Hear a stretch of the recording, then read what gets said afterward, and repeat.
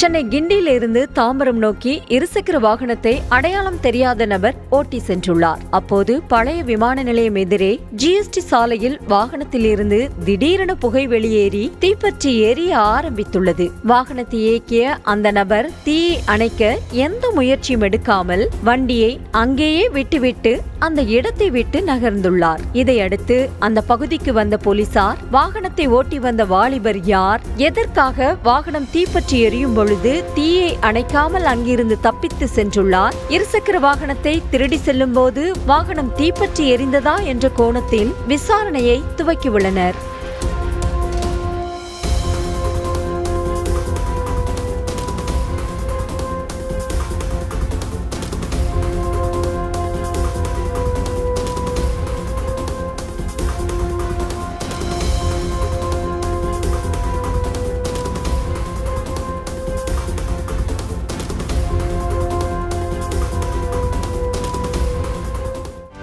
செய்திகளை உடனுக்குடனும் துல்லியமாகவும் தெரிந்து கொள்ள சப்ஸ்கிரைப் பண்ணுங்க.